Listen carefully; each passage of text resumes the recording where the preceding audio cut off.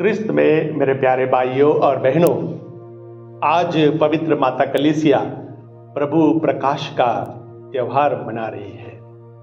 आज के दिन प्रभु यीशु स्वयं को गैर यहूदियों के लिए भी प्रकट होते हैं।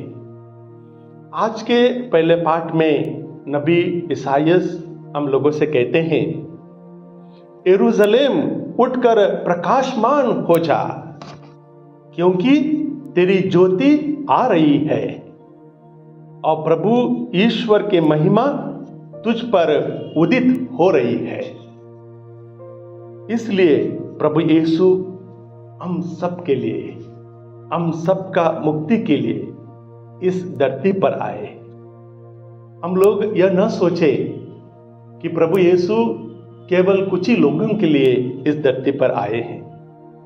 वे दुनिया के सारे लोगों के लिए मुक्ति दिलाने के लिए इस धरती पर आए हैं। इसी बात को आज हम लोग आज के दूसरे पाठ में संत पौलुस एफिसियों को लिखते हुए कहते हैं, वह रहस्य यह है कि सुसमाचार के द्वारा यहूदियों के साथ गैर यहूदी एक ही विरासत के अधिकारी हैं।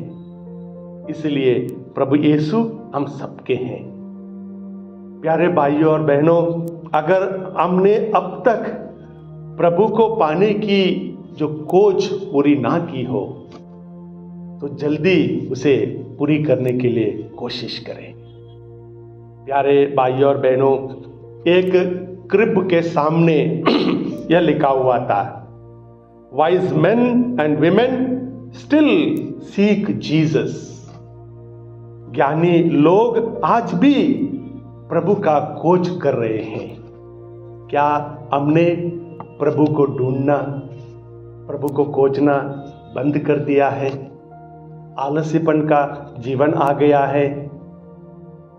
जी हाँ प्यारे भाइयों और बहनों, बाइबल के पाठ से यह ज्ञात होता है कि पूर्व से आए ज्योतिष यीशु को ढूंढने के लिए उन्हें लगभग 2 साल लगे होंगे। तब तक प्रभु यीशु 2 साल के हुए होंगे और पवित्र परिवार बैतलहम में सेटल हो चुका था। सब कुछ ठीक ही चल रहा था, परंतु जैसे ही ज्योतिष बैतलहम में प्रभु यीशु को मिलने आ जाते हैं, सब कुछ अनसेटल हो जाता है। माता मरियम को, योसेफ को और नन्हे बालक यीशु को बैतलहम छोड़कर मिस्र देश जाना पड़ता है। उसी प्रकार राजा हेरोद भी अनसेटल हो जाते हैं, क्योंकि ज्योतिष राजा हेरोद के पास आकर यह पूछते हैं, यहूदियों के नवजात राजा कहाँ है? हम उन्हें दंडवत करने आए हैं। ज्योतिष यह नहीं पूछते कि क्या यहूदियों के राजा का जन्म हुआ है, ऐसा नहीं पूछते हैं। पूछते हैं यहूदियों के नवजात राजा कहाँ है? उन्हें पक्का पता था कि प्रभु यीशु का जन्म हो चुका है। सुसमाचार से हमें यह पता चलता है कि राजा हेरोद इस सच्चाई को स्वीकार नहीं कर पाते हैं। वे क्रोधित होते हैं। वे चाहते थे कि उनके सामने और कोई राजा ना हो, इसलिए वे प्रभु को सर्वनाश करने की सोच रखते हैं और ज्योतिषों से कहते हैं कि हम भी प्रभु को देखना चाहते हैं, आप ढूंढ कर निकालिएगा। प्यारे भाइयों और बहनों, वहां पर राजा हेरोद को अनसेटल होना पड़ता है। कारण यह था कि वे अहंकारी थे, वे घमंडी थे। जी हाँ प्यारे भाइयों और बहनों, जब हम लोग अपने अंदर अहंकार पैदा करेंगे और घमंडी बने रहेंगे तो जीवन में कहीं ना कहीं अनसेटल होना ही पड़ेगा। क्रिस्त में मेरे प्यारे भाइयों और बहनों, उन 3 ज्योतिषों का नाम था मेल्कियोर, बल्तजार और गस्पर। वे गैर यहूदी थे, फिर भी वे यहूदियों का राजा को ढूंढते हुए आए थे। साथ में वे गिफ्ट भी लेकर आए थे, सोना, लोबान और गंधरस। सोना राजा का प्रतीक है और लोबान महायाजक पूजा अर्चना करने के लिए इस्तेमाल करते हैं और गंधरस मृत शरीर पर डाला जाता है। प्रभु के लिए यह एक प्रतीक था कि प्रभु यीशु राजा है और हम लोगों की मुक्ति के लिए वे सूली पर अपना प्राण न्योछावर कर देते हैं। क्रिस्त में मेरे प्यारे भाइयों और बहनों, हम यीशु के लिए नए साल में क्या गिफ्ट दे सकते हैं? हम प्रभु के लिए क्या गिफ्ट लेकर आए हैं? हम प्रभु के लिए क्या गिफ्ट सोच कर रखे हैं? हो सकता है इस नए साल में हम ईमानदारी से अपना जीवन बिताने का गिफ्ट प्रभु को दे दें। हो सकता है हम पवित्रता का जीवन बिताने का गिफ्ट हम प्रभु को समर्पित करें। हो सकता है हम प्रभु से ये कहें, प्रभु मैं आपका वेरी क्लोज डिसाइपल होना चाहता हूँ, ये मेरी इच्छा है। हम यह तोहफा प्रभु को अर्पित कर दें। प्यारे भाई और बहनों, ज्योतिष बेथलेहम में यीशु के साथ कितना समय रहे होंगे, कितना दिन उन्होंने प्रभु के साथ बिताया होगा, पता नहीं।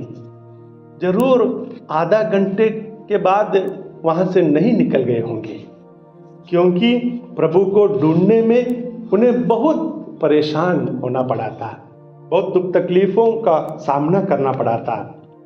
हम जानते हैं कि जरूर ज्योतिषों ने प्रभु के साथ कुछ समय जरूर बिताया होगा। प्रभु के साथ कितना देर हम रुकना चाहते हैं?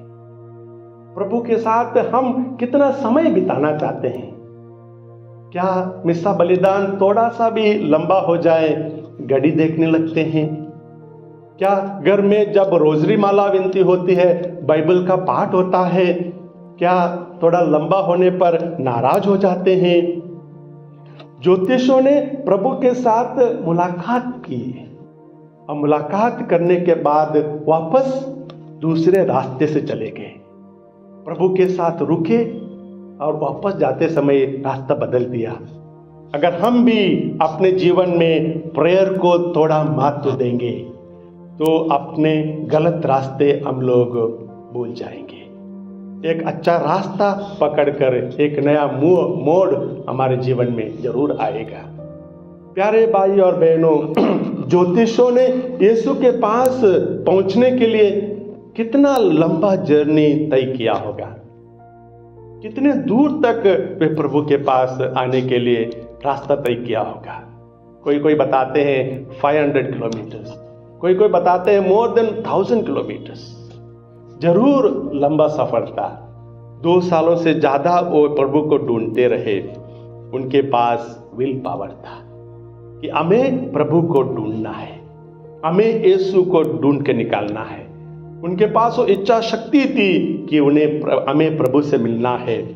हम यीशु के साथ कितना दूर चलने के लिए पसंद करते हैं? 50 साल, 60 साल, 70 साल, कब तक हम प्रभु के साथ अपना जीवन बिताने के लिए तैयार हैं? क्या बीच में हम रुक जाएंगे? क्या दैनिक जीवन में प्रभु के साथ सफर करते समय बीच बीच में रुक जाते हैं? मोबाइल देखने के लिए, व्हाट्सएप करने के लिए, इंटरनेट या गूगल को देखने के लिए या गॉसिप करने के लिए? प्यारे भाइयों और बहनों, हम ज्योतिषों के बारे में बहुत कुछ नहीं जानते हैं, परंतु ज्योतिषों ने जो हमें ज्ञान दिया है वो बहुत पर्याप्त है। वे प्रभु को आराधना करने के लिए, दंडवत करने के लिए प्रभु का खोज करते रहे। प्रभु के लिए वे तोहफा लेकर आए। हमारे लिए एक चैलेंज है कि हम प्रभु को कब तक खोजते रहेंगे? हम प्रभु के लिए क्या तोहफा लेकर आएंगे? क्या हम प्रभु के सामने दंडवत होने के लिए तैयार हैं? आज प्रभु प्रकाश का पर्व है।